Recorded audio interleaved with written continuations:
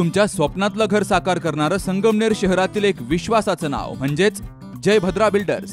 जय Bhadra builders घेऊन आलेत संगमनेर शहरातील मध्यवर्ती ठिकाणी म्हणजेच गोल्डन सिटीमध्ये अत्याधुनिक सुविधा संपन्न आणि अत्यंत आकर्षक नवीन प्रोजेक्ट, ज्यामध्ये 1, 2, 3 आणि 4 BHK फ्लॅट्स, प्रशस्त आणि सुंदर फ्लॅट्स, 24/7 सुरक्षा व्यवस्था, सुंदर लँडस्केप गार्डन, इव्हेंट हॉल आणि पार्टी लॉन, मुलांसाठी खेळाची जागा म्हणजेच गार्डन, जिम आणि योगा हॉल, संपूर्ण परिसरात CCTV, सोलर सिस्टमवरील लिफ्ट विथ बॅटरी बॅकअप, प्रशस्त पार्किंग आणि वॉकिंग ट्रॅक, विश्वास, गुणवत्ता आणि वेळेवर बांधकाम यांचा मिलाफ म्हणजेच जय भद्रा बिल्डर्स. संपर्क 9130 711 811. संगमनेर नगरपालिकेची निवडणूक सुरू झालेली आहे आणि या निवडणुकीसाठी काही दिवस बाकी राहिले आहे आणि महायुती प्रचारात आघाडी घेताना दिसते. आज या ठिकाणी विविध भागामध्ये गेल्या अनेक दिवसापासून महायुतीचे आमदार अमोल खताळ हे या संगमनेरमध्ये पूर्ण हा भाग पिंजून काढतायत. भाऊ, कसं बघताय या निवडणुकीकडे आपण? या निवडणुकीकडे मी याच ज्या पद्धतीने मागील 1 वर्षापूर्वी संगमनेर विधानसभा निवडणूक झाली त्यामध्ये संगमनेरकरांनी विकासासाठी संधी दिली, त्याच पद्धतीने दुसरी संधी संगमनेरकरांना नगरपालिकेच्या माध्यमातून जर मला मिळाली तर निश्चितच केंद्रामध्ये आदरणीय मोदी साहेबांचं सरकार आहे, राज्यामध्ये आदरणीय फडणवीस साहेब असेल, आदरणीय एकनाथराव शिंदे साहेब असेल, आदरणीय अजितदादा पवार असेल आणि जिल्ह्याचे पालकमंत्री आदरणीय राधाकृष्ण विखे पाटील साहेब असेल, यांच्या नेतृत्वाखाली मार्गदर्शनाखाली काम करताना जो विकासाचा अजेंडा आम्ही घेऊन आज पुढे चाललोय. महाराष्ट्र आता थांबणार नाही, या भूमिकेनुसार संगमनेर सुद्धा आता थांबणार नाही. संगमनेर सुद्धा विकासाच्या बरोबर पुढे घेऊन जाण्याचा आमचा प्रयत्न आहे. मला खात्री आहे संगमनेरकर निश्चित या गोष्टीचा विचार करतील. विकास कधी होऊ शकतो? 40 वर्ष ज्यांच्याकडे सत्ता होती, सर्व सत्ता केंद्र त्यांच्याकडे होतं, मंत्रिपद होती, केंद्रात होतं, राज्यात होतं, तरी त्यांनी त्या पद्धतीने विकास होणं अपेक्षित होतो, झालेला नाही. पण जो विश्वास माझ्यावरती विधानसभेच्या निवडणुकीत दाखवलाय तोच विश्वास नगरपालिका पंचायत समितीला सुद्धा संगमनेरकर दाखवून विकासाच्या बरोबर राहतील. आपण शहरामध्ये फिरताय, प्रामुख्याने कोणत्या समस्या प्राधान्याने जाणवत आहे? संगमनेर शहरामध्ये फिरल्यानंतर तर सगळ्यात महत्वाचं म्हणाल तर रस्त्याचा असेल, ड्रेनेजचा असेल, धुळीचा असेल आणि ज्या पद्धतीने कचरा रस्त्याच्या कडेला पडलेला आहे, रस्तेच बऱ्याच ठिकाणी लाईटीचे दिवे सुरू नाही आहेत. कितीतरी असे प्रश्न आहेत का जनता आज मोकळी बोलायला लागली. यापूर्वी लोक बोलत नव्हते, आता लोक मोकळे बोलायला लागले. त्यामुळं ज्या मूलभूत गरजा लोकांना पाहिजेत त्या निश्चित आम्ही पुरवण्याचा प्रामाणिक प्रयत्न करतोय. लोकांना AC मध्ये बसून कामं नको आहेत चाललेले, लोकांमध्ये जाणारा लोकांना माणूस पाहिजे आहे, लोकांमध्ये जाणारा उमेदवार लोकांना पाहिजे. त्यामुळं लोकांना जो विकासाचा अजेंडा घेऊन पुढे जायचंय, समजणारे लोकच म्हणताय का भाऊ आज सरकार ज्याचं आहे त्याच्या पाठीशी राहिलं तर उद्या विकास होईल. आज जे रस्ते सिमेंटचे रस्ते होणं अपेक्षित होतं, आज तिथे डांबरी रस्ते, धुळीचं साम्राज्य संगमनेरमध्ये मोठ्या प्रमाणात वाढले. या सगळ्यातून कुठेतरी लोकांना बाहेर यायचे. संगमनेरात मोठा प्रश्न इंदिरानगर असेल, मालदार रोड असेल, साईनगर असेल, या भागात आरक्षणाचा विषय आहे. हे आरक्षण 40 वर्षापासून त्यांनी सोडवलेलं नाही, त्यांनी जाणून बुजून ते ठेवले गेले. ते सुद्धा आम्ही सोडवण्यासाठी पुढे सुरुवात केली. निश्चितच नगरविकास खातं आदरणीय एकनाथराव शिंदे साहेबांकडे असल्यामुळं या प्रश्नामध्ये आम्ही सोडवण्यासाठी यशस्वी होणार आहे. निश्चितच निवडणूक जाहीर झाल्यानंतर जो महायुतीमध्ये जो सावळा गोंधळ निर्माण झाला किंवा असं राष्ट्रवादी म्हणते की आम्ही सेपरेट लढतोय, कसं बघताय? नाही, शेवटी हे बघा, ज्याला त्याला ज्याच्या त्याच्या पक्षाचा विस्तार करण्याचा अधिकार आहे. ज्यावेळेस आम्ही आदरणीय सुजयदादा विखे पाटलांच्या नेतृत्वाखाली काम करताना हा निर्णय घेतला होता त्यावेळेस महायुती म्हणून तिन्ही पक्ष बरोबर आलो होतो. जे ठरलं होतं त्यानुसारच पुढे सुरुवात झाली होती.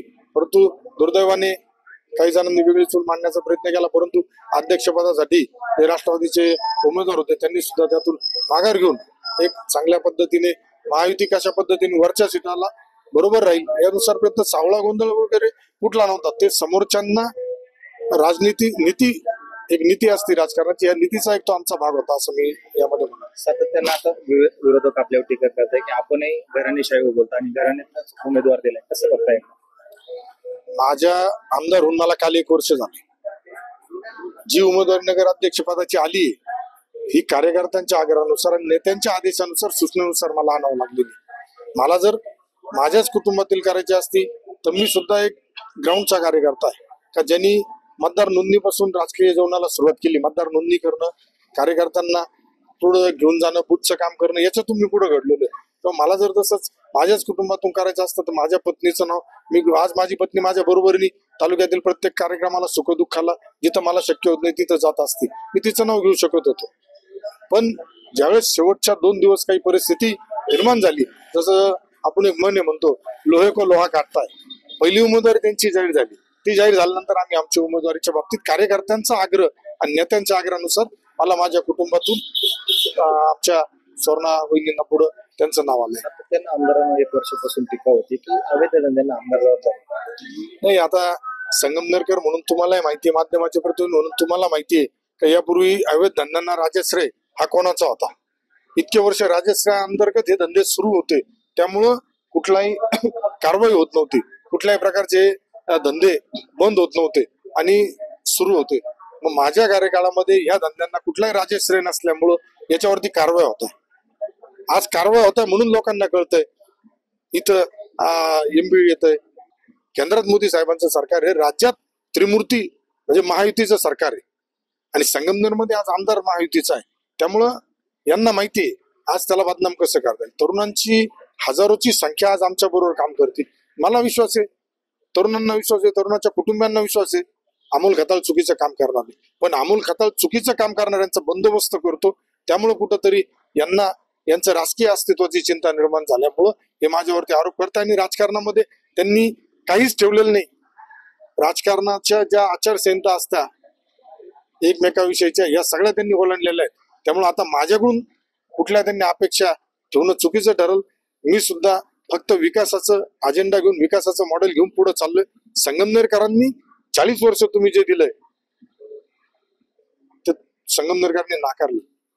30 वर्ष नगरपालिकेत सत्ता तुमची होती, त्यामुळे टीटी फॉर्म्युला जो आहे आज जसं संगमनेर मेवा समिती म्हणता ना, सेवा समिती म्हणताय तुम्ही, तर मी म्हणतो ही संगमनेर मेवा समिती ही मेवा गोळा करण्यासाठी झाली.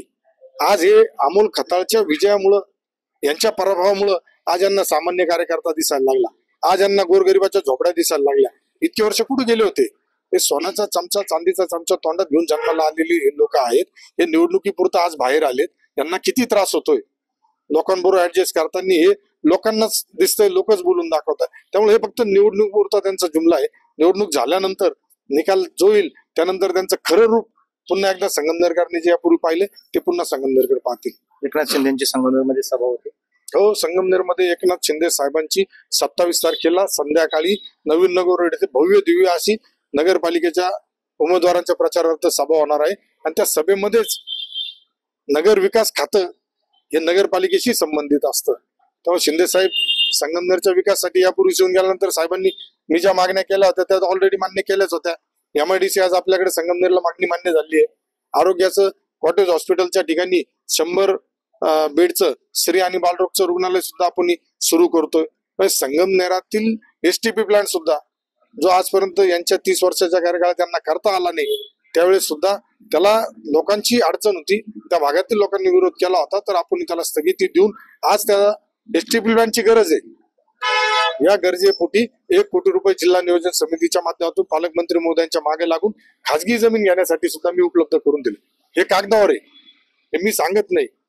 मी असा टॅब घेऊन किंवा ह्या गोष्टी घेऊन पुढे बोलणार नाही. मी जे करतो तेच सांगतो आणि जे करणार आहे ते सुद्धा लोकांना विश्वासात घेऊन करणार आहे.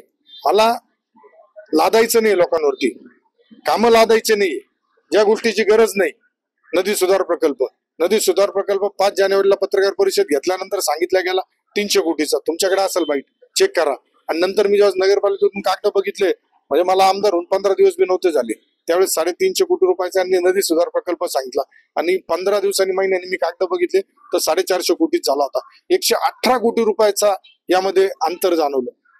118 कोटी रुपये. हे मला सांगा, तुम्ही फक्त 118, 100, 200, 300 कोटीच्याच प्रकल्पामध्ये तुमचा इंटरेस्ट आहे का? तुम्हाला वाटत नाही का उद्या आमच्या झोपडपट्ट्या, आज तुम्ही सांगताय कधी, ज्यावेळेस या झोपडपट्टीमध्ये आम्ही कलेक्टर आणले, महसूल मंत्री विखे पाटील असताना आम्ही या झोपडपट्टीमध्ये कधी न आलेले, आजपर्यंत कलेक्टर कधी आले नव्हते. तिथं आम्ही स्वतः गेलो, त्या लोकांच्या अडचणी समजून घेतल्या आणि मग पुढे निघालो.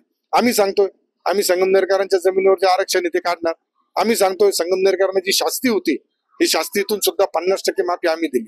आमचा प्रयत्न 100% आहे, पण त्याचे अधिकार राज्य सरकारला आहे. तेवढा वेळ नसल्यामुळे आज 50%ची आम्ही केली. आम्ही सांगतोय ज्या अनधिकृत बांधकामावरती 2% तुम्ही पैसे वसूल करताय, हे सुद्धा आम्ही करणार. अनधिकृत बांधकाम जे आहेत ते कसे रेग्युलराईज करता येतील यासाठी आमचा प्रयत्न सुरू आहे. संगमनेरकरांना आमच्या जाहीरनाम्यातून पत्रकार परिषद घेणार आहे मी, पण मला खरंच सांगायला आनंद होईल का संगमनेरकरांच्या मनात जे आहेत ते आमचा जाहीरनामा आहे. संगमनेरकर जो सूचना देतील तो आमचा जाहीरनामा आहे. चालू आता मला मालदार रोडला एकाने एक सूचना केली, लगेच आम्ही नोट करून घेतली, ती आम्ही घेणार. आम्ही लोकांना म्हणणार नाही हा QR कोड घ्या आणि याच्यावर स्कॅन करा आणि मला माहिती पाठवा. या तरुणांना माहिती आहे, पण ज्या अडचणी ज्येष्ठांच्या, श्रेष्ठांच्या, शेतकऱ्यांच्या, व्यापाऱ्यांच्या छोट्या मोठ्या आहेत या कशा सोडवणार, तर त्यांना आम्ही हा विश्वास देतो. नगरविकास खातं हे आपल्याकडे असल्यामुळं निश्चित संगमनेर शहराचा विकास भविष्य काळामध्ये मोठ्या स्वरूपात होईल. टीका टिप्पणी त्यांना शुभेच्छा. राजकीय अस्तित्वासाठी केविलवाणी धडपड करणारच. 40 वर्षानंतर कालच आमच्या कार्यकर्त्यांनी जल्लोषाचा कार्यक्रम केलाय. गेलो, मी स्वतः गेलो, तिथं उपस्थित राहिलो. कार्यकर्त्यांना पाठबळ दिलं गेलं पाहिजे. आमच्याकडून कार्यकर्त्यांचा सन्मान, मतदारांचा सन्मान केला जातो. मतदारांचा अपमान नाही करत आम्ही. पराभवानंतर ज्या पद्धतीने पुण्या मुंबईला जाऊन सांगण्याचा प्रयत्न झाला, बोगस मतदान झालं, व्हीपॅट मध्ये फरक होता, बिहारच्या निवडणुकीने यांना यांची जागा दाखवून दिली. आणि सगळ्यात महत्वाचं म्हणजे तुम्ही इतके वर्ष ज्या पक्षाच्या जीवावर मोठे झाले, आज त्या पक्षाचं चिन्हचा सुद्धा तुम्हाला विसर पडला. त्यामुळे मी जास्त बोलण्यापेक्षा संगमनेरची जनता सुज्ञ आहे. जनता निश्चित येणाऱ्या 2 तारखेला त्यांना मतदानातून उत्तर देईल. शेवटचा प्रश्न, संगमनेरकरांना एक आमदार, महायुतीचे आमदार आणि विकासाचं विजन तुम्ही मांडताय किंवा त्यांच्या समस्या तुम्हाला यात दिसत आहेत, काय आव्हान कराल? नाही, संगमनेरकरांना मी एवढंच आव्हान करेल का ज्या पद्धतीने तुम्हाला एक संधी दिली होती, त्या संधीच्या माध्यमातून 1 वर्षामध्ये तुमचा मुलगा, तुमचा भाऊ कुठं कमी पडलाय. आज संगमनेर नगरपालिकेला सुद्धा निधी आणलाय. जे निवडणुकीच्या वेळेस मी तळेगाव निमोन असेल, साकूरपाटार भाग असेल, पाण्याच्या प्रश्नावर बोललो होतो, तो आज आम्ही पूर्णत्वाकडे घेऊन चाललोय, तो सोडवतोय. आज जे मी आरोग्याचं सांगितलं असेल, MIDC संगमनेर मध्ये आणतोय. आज रोजगाराचं सुद्धा संधी उपलब्ध करतोय. त्यामुळं संगमनेरकर जनतेला एवढंच आवाहन करील का केंद्रात सरकार कोणाचं आहे? मोदी साहेबांचं. राज्यात सरकार महायुतीचं सरकार आहे, पालकमंत्री महायुतीचे आहे, आमदार महायुतीचा आहे. त्यामुळे जर आज नगरपालिकेचा विकास करायचा असेल, नगरपालिकेचे प्रश्न प्रलंबित असलेले सोडवायचे असेल, तर आपल्याला सुद्धा निश्चित महायुतीच्या सरकारच्या बरोबर राहून आपल्याला संगमनेरचा विकास करून संगमनेरचा जो श्वास गुदमारलाय, जो कोंडलाय, आज संगमनेरमध्ये अंगणवाडी नाही, संगमनेर नगरपालिकेच्या शाळेची दुरावस्था झाली आहे. कितीतरी विषय मी आपल्याला पत्रकार परिषद घेऊन सविस्तर आमचा अजेंडा कळवणार आहे. त्यामुळे मतदारांना पुन्हा एवढंच आवाहन करेल का विकासाच्या बरोबर राहा. इतके दिवस त्यांना संधी दिली, आमदार म्हणून मला 1 वर्ष संधी दिली, नगरपालिकेत एक संधी द्या, पंचायत समितीत एक संधी द्या.